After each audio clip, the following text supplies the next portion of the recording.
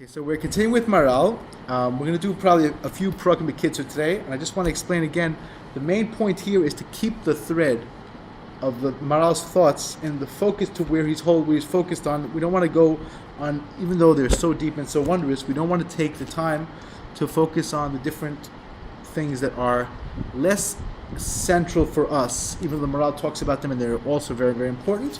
So we're just going to stay focused on what he has to say. The first 15 prakim or something in tiferes yisrael discuss the fact that the Torah is what completes mankind. Human beings, Jewish people especially, we're atem krimadim. We're with the ultimate. What a man is supposed to be is keeping Torah and connecting to Hashem, right? So that is through Torah. That is through the Torah. That's what the Torah is. So the Maharal explains the nuts and bolts of that. Like, why? What does this mean? How come? Why in the world do you say? Because many people people are thinkers today, and a lot of the really strong questions, I feel like I don't really know, right? The Maharal dealt with them.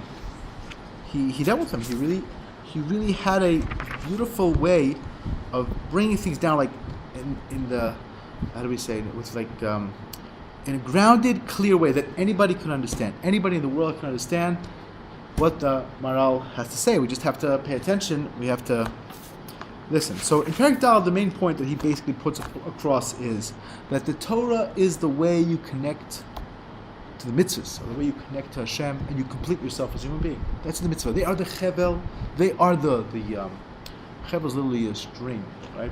Or a rope.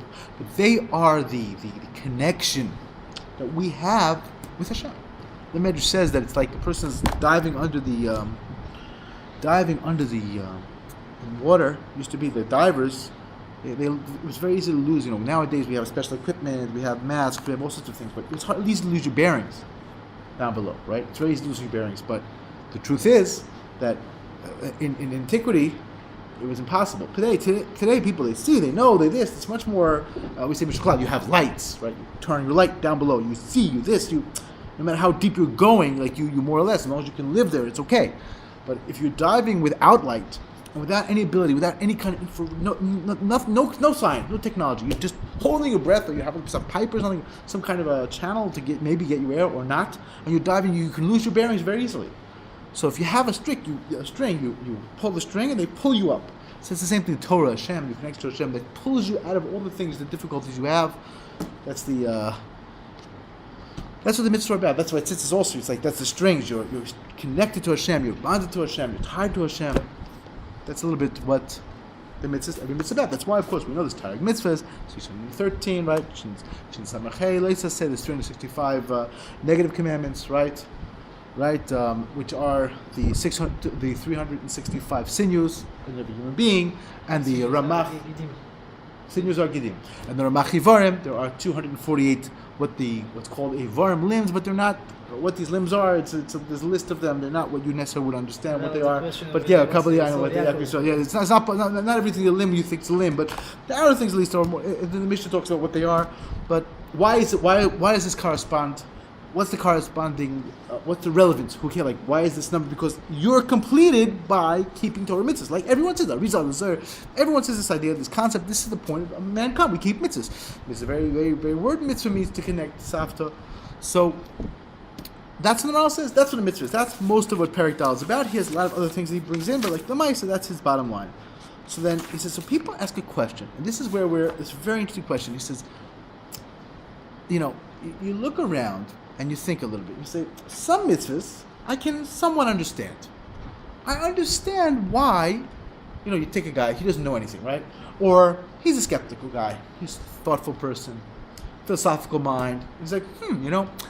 I can understand the mitzvahs that have to do with helping people, right? Tzedakah, chesed, v'atrecha kamocha. There's lots of mitzvahs that you're doing. You're building your character traits. You're building your godly self with a mitzvah that everyone understands, right? Shabbos Aveda, return a lost object, lots of stuff.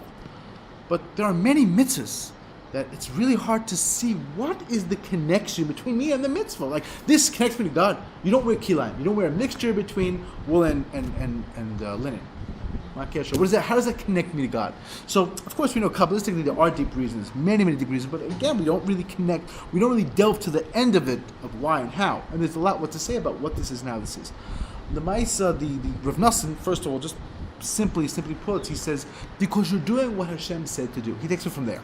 You're doing what Hashem says to do, and that connects you, because you're doing it, you don't understand, you do understand, that's what God said, that's what you're doing, that connects you to Hashem. But the Maharal's taking it more in a sikhli way, more in an intellectual way, where you can think about it and grapple with the issues and understand the issues in a simple way. And he said, so, he'd be like, okay, so tell me, kilayim, yeah, that helps your Avos Hashem somehow, shluch hakin, you send the mother bird away, there are so many mitzvahs, shchita from the neck, you have to do shchita, particularly this place, you do slaughter. He said, and then in Beis Hamikdash, we do it a different way with birds. He said, what's going on? The neck, so why do you do this way? He said, it's not. So he said, these people begin to start to ascribe all sorts of nonsensical reasons, all sorts of theoretical reasons to why we do mitzvahs. I actually heard someone say, yeah, the Jews left Mitzrayim, they weren't used to eating meat, so they made all these kosher laws, so they should feel better, but now, chas v'shalom, we don't need them. This the person told me. So I said, it says that in the mitzvah, they ate the slav, they said they had these birds. They said, yeah, he's not religious, he was never religious, that's what his rabbi told him. That's what his rabbi told him. What does he know? Yeah, reform, conservative, whatever it is. I'm like, listen, it says they ate the meat in the desert. It says it says the opposite. It says the exact opposite of that. It doesn't say like they had the birds. Okay, they're different. It was clear that's absolutely not where they were held. That's not true. But like people make up all sorts of contrivances. Maybe this, maybe this idea, that it could be this, could be that. It makes sense too if you think about it. The animals that are not kosher, you look at like the pig. Well, yeah, somewhat. Again, right. He says, they say, the horse is no good. He says, the pig is not healthy for you. So, and it actually turns out that in many ways it's very unhealthy for you. So that's why. Someone else says, but you should just know, he said, first of all, the question is not a question. He said, why isn't the question a question? It sounds really, really compelling. He said, because look at the natural world. He said, in the natural world, we see that there are many, many creatures and many, many ways that they live and die that make no sense. I still remember reading about a biologist.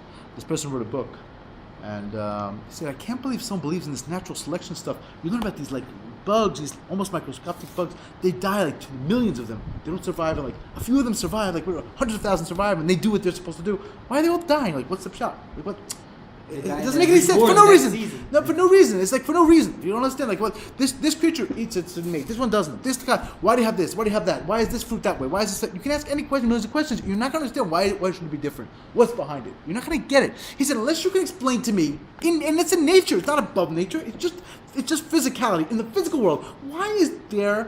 What is behind every aspect of plant, animal, and human life? If you can't do that, well, buddy, you have a lot of research to do. You know you don't understand.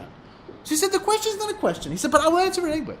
He said, but the question, first of all, as if you understand. He said, come on. He said, these guys, they can maybe explain one in 1,000 stuff. Well, there's some things I understand, some things I don't understand. Oh, this, you can take rid of it, get rid of this. You don't need it, you do need it. You have two of these, you have one of these. Oh, the person that we don't understand, you need the tonsils, you don't need it, it helps you, it doesn't help you, you need it, you don't need it. There are millions of things we don't begin to understand, we don't have. Why is it built this way? We could have built it the other way. We all understand that if a scientist could design the world, he would assume he would do it very differently. Much more simple, much easier. This you need, this, you balance out very easy. It's very complex for no apparent reason. There's no explanation for what's the complexity, what's going on. So he said, focus on the natural world. There's enough to work on there. There's enough going on there. That's something else. He says, first, this is not a real question. He said, but nevertheless, he says, I will answer the question. He said, the truth of the matter is, he says, you have to understand, he says that we don't really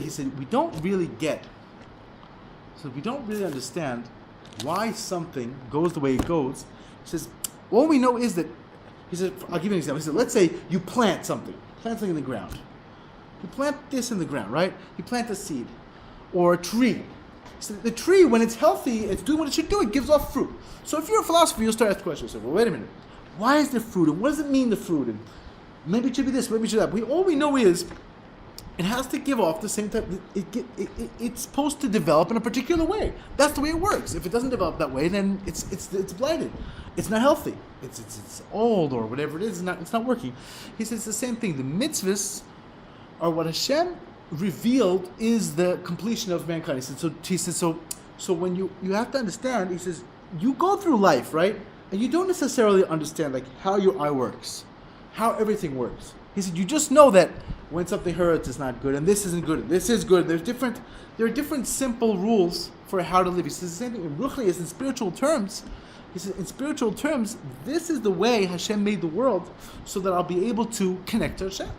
The way I connect Him is through doing mitzvahs. Mitzvahs are the way that I pick up the physical world and I enable myself to bring in spirituality. So he says a very beautiful thing. He says the truth is, as a Jew, he says the truth is that, so when you think about it, he says the verse says that Adam Eitz Sadeh, a person is like a tree of the field, and a tree. He says a tree, or he says take a seed again. He says you put the seed in the ground. He said it has to sprout. It has to fulfill its potential, actualize its potential, right?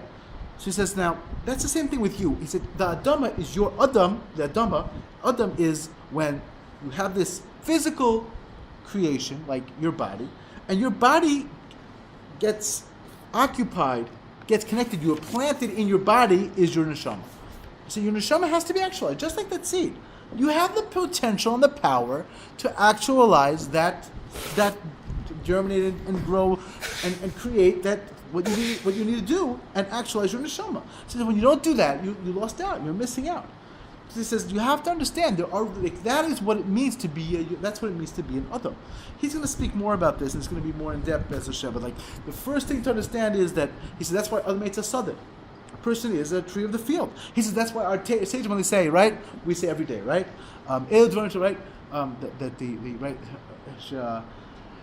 Tiferes from hazeh, right? These are the things that you do. The fruits. What fruits? He said, no, you're just like a fruit. You're like a tree. You're supposed to bear fruit. If you don't bear fruit, if you're not bearing fruit, then you're only potential. You're not actual. I'm not actual. So he says that's the way. So in other words, this is kind of like where we're going. Pashtus is like the Kotzker says Nasa v'nishma, right? When you do, you'll start to understand and see. But if you don't do, you'll never understand. You can talk to someone about Shabbos a million years. You can give him lots of different reasons. Shabbos is this and Shabbos. You don't understand. If he does a Shabbos, he'll start to understand what a Shabbos is. He'll start to appreciate it. He'll start to get a glimmering of it. He'll still have a chance. If he does it in a good way, from an open heart, and opens himself up to it, he'll understand. If not, it's going to be very hard for him to understand. Well, why should that be? Why should this? So again, people usually don't spend their life, why should it be? Like, here, I'll give you an example, a simple example, right? You tell somebody, listen, he said, I don't feel well. Like, you never get an exercise. That's why you don't feel well. You don't feel well because you don't move. Come out, play some softball. And he's like, no, I don't. Baseball. He's like, I don't get it. What's baseball? Hitting the bat to the ball. It's American or football. Kadurega, right? Soccer. It doesn't so good. Yeah, whatever. It's all good. So baseball. Oh, whatever. It doesn't matter. This guy will start slow, right? So extra. Yeah. Well, either way, it doesn't matter. So he's not going to understand. You can discuss it with him. You can send him studies. If he's not open to hearing you, he's going to say, it's not going to matter. I don't need to move. I have this comfy chair, my computer. And really, we all know he's got an experience. He's like, buddy, just try it. Takes a walk. He's like, wow, I feel great. I don't understand this. It's the same thing. You don't, it's not an intellectual thing. It is something which you need to do and experience and understand. You have to understand what the mitzvah is about, a little bit what's behind it, and to do it. Do it because you want to connect to Hashem. Then you'll see a little bit what it's about and what it means. So, but that's how people act. He said that's the way things are. Something it has a seed and it grows and it has fruits and it has. He says that's the same thing. When you keep the Torah, then you start to see it and to feel it. He says it's not going to help you to philosophize. And really, nobody lives that way. Nobody lives and says, well, wait, before I do this, tell me what's behind this. I need to eat this. I need to eat vegetables. Well, why? I need to eat this. Why don't you drink more? Why don't you drink? I know liquid. He's not going to drink. Go convince it to him. He's going to try it and see. No, you know what? I feel like it's saving my life. That's the kids what the Maharal says. This was a few prakim. And Bez Hashem, we're going to, I think, Dal Hivav. And Bez Hashem, we're going to continue tomorrow. And we're going to try to see if we can at least finish what he talks about in how the Torah is the Shleimus of Adam, how the Torah is our completion.